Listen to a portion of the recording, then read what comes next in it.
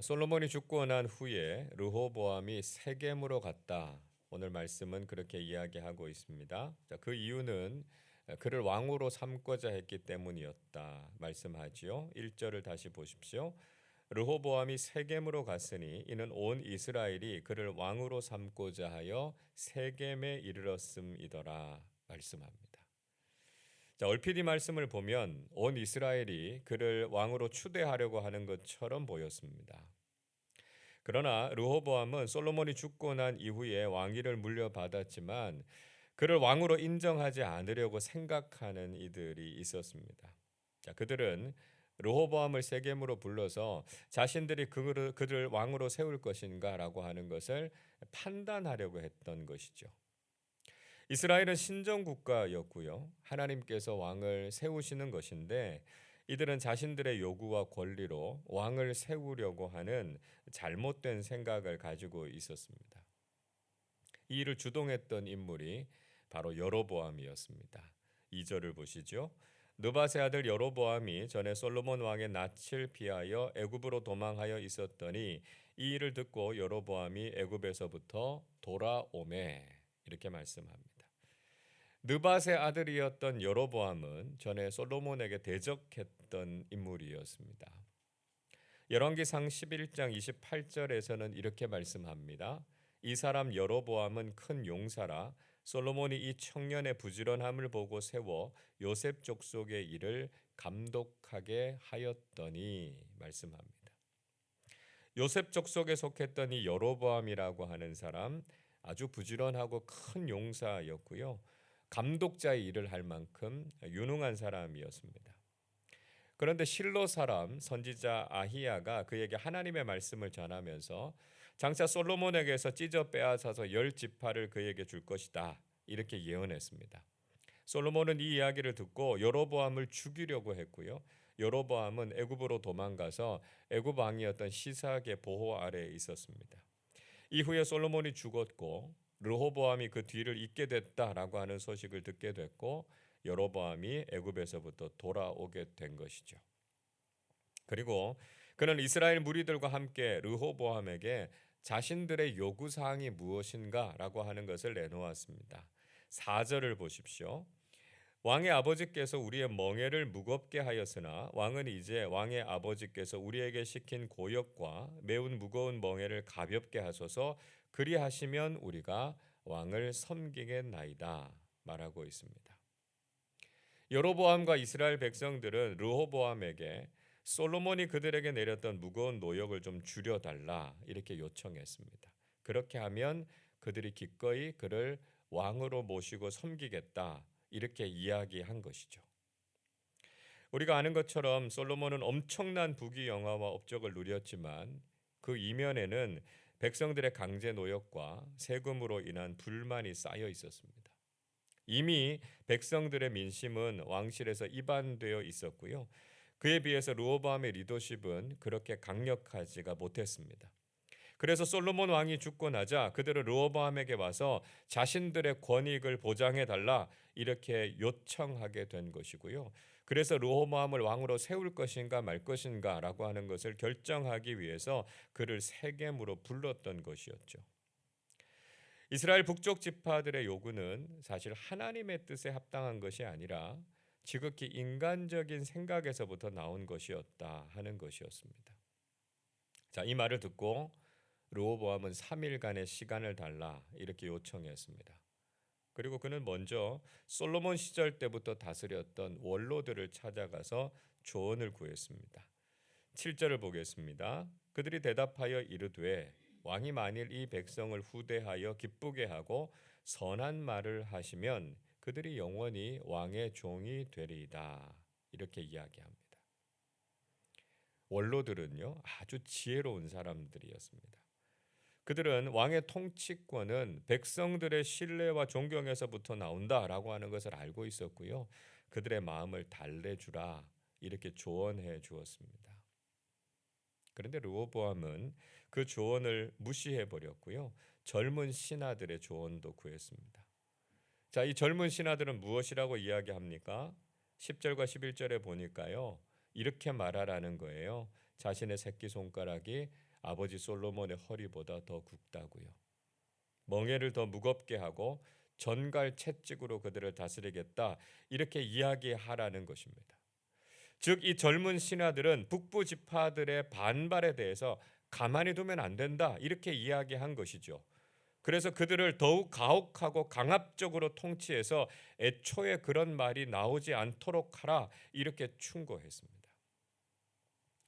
여러분 지도자가 백성들이 해달라는 대로 따라가는 것은 늘 바람직하다고 할 수는 없습니다. 때로는 공동체를 바른 길로 인도하기 위해서 그들과 다른 생각, 다른 길로 이끌어가야 할 수도 있습니다. 또 이스라엘 북쪽 지파들의 했던 요구가 불순한 의도를 가지고 있었다라고 하는 것도 사실이었습니다. 그러나 지도자는 백성들의 상황과 형편을 헤아릴 줄도 아는 사람들이 되어야 된다는 것이죠. 그래서 사람들이 믿고 따를 수 있는, 존경할 수 있는 그런 지도자의 모습을 보여야 한다는 것입니다. 결국 르호보암은 원로들의 충언을 버리고 젊은 신하들의 경험 없는 조언을 따르게 됐습니다. 그래서 르호보암은 백성들을 더욱 가혹하게 다룰 것이다. 이렇게 엄포를 놓았습니다. 자, 그런데 중요한 것은 역대기의 기자는 이 모든 일이 사람들의 생각에서 나온 것이 아니라 하나님께서 하신 일이다라고 하는 것을 분명히 깨닫게 해주고 있습니다. 오늘 15절 말씀 우리 같이 읽겠습니다. 왕이 이같이 백성의 말을 듣지 아니하였으니 이 일은 하나님께로 말미암아 난 것이라. 여호와께서 전에 실로 사람 아히야로 하여금 느밧의 아들 여로보암에게 이르신 말씀을 응하게 하심이더라. 르호보암 왕이 백성들의 말을 듣지 않은 것은 하나님께로부터 말미암아 난 것이다. 분명히 밝히고 있습니다. 겉으로 보면 르호보암이 잘못된 판단을 해서 이런 일이 일어난 것 같지만 결국은 아히야 선지자를 통해서 여로보암에게 주셨던 하나님의 말씀이 성취된 것이었다라고 하는 것을 이야기하고 있는 것이죠. 자, 이것을 통해서 우리는 하나님께서 모든 인간의 생각과 일을 주관하시는 분이시고 결국은 하나님의 뜻을 이루시는 분이시다라고 하는 것을 알게 되는 것이죠. 여러분, 우리는 인간적인 생각과 계획을 도모하는 것이 아니라 하나님의 뜻을 구하고 따르는 사람들이 되어야 한다는 것입니다. 이스라엘의 북쪽 지파들이 자신들의 인간적인 유익을 구했던 것이나 르호보암이 하나님의 뜻을 구하지 않고 사람들의 잘못된 조언에 따라서 결정하고 행동했던 것, 이건 큰 오류였습니다. 우리는 자신의 생각이나 판단을 중요하게 여길 것이 아니라 하나님께서 우리를 향해서 가지고 계신 뜻이 무엇인가를 알고 그 뜻에 순종하는 사람들이 돼야 한다는 것이죠. 그를 통해서 하나님께서 세우시고 인정하시는 믿음의 사람들로 서실 수 있기를 바랍니다. 자, 르호보암의 이야기를 듣고 온 이스라엘은 그에게서 마음을 돌리게 됐습니다. 16절에서 이렇게 이야기하지요. 온 이스라엘은 왕이 자기들의 말을 듣지 아니함을 보고 왕에게 대답하여 이르되 우리가 다윗과 무슨 관계가 있느냐? 이새의 아들에게서 받을 유산이 없도다. 이스라엘아 각각 너희의 장막으로 돌아가라. 다윗이여 이제 너는 내 집이나 돌보라 하고 온 이스라엘이 그들의 장막으로 돌아가니라 말씀합니다. 자, 그들은 자신들이 요구했던 것이 관철되지 않았기 때문에 다윗의 가문과 이새의 집안에게서 돌아섰다 이렇게 말씀하고 있습니다. 더 이상 그들은 르호보암을 왕으로 인정하지 않은 것이죠.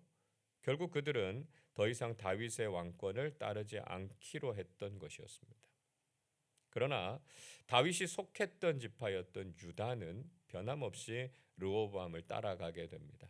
17절은 이렇게 말씀합니다. 그러나 유다 성읍들에 사는 이스라엘 자손들에게는 르호보암이 그들의 왕이 되었더라 말씀합니다.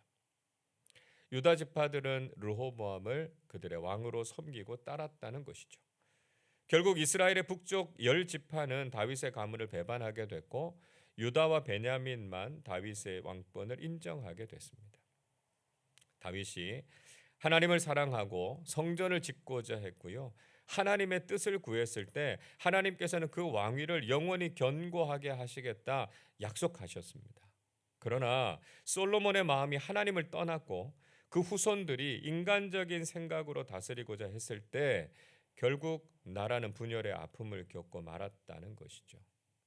우리는 결코 인간적인 생각을 앞세울 것이 아니라 하나님의 뜻과 계획을 구하고 따라야 한다는 것입니다. 그래야만 우리의 삶과 공동체가 흔들리지 않게 되고요. 하나님께서 약속하신 번영과 안정을 누리게 된다라고 하는 것을 기억해야 되는 것이죠.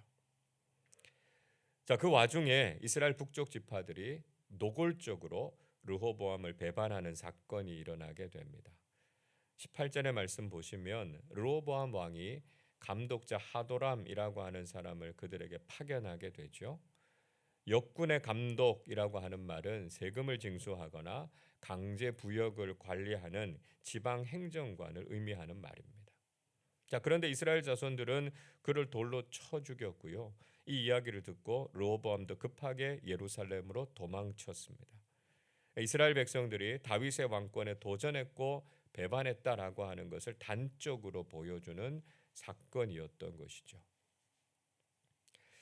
여러분, 우리는 인간적인 생각이 앞서서 하나님의 뜻을 따르지 않고 배반하는 것이 바람직하지 않다는 것, 위험하다라고 하는 것을 깨달아야 된다는 것이죠.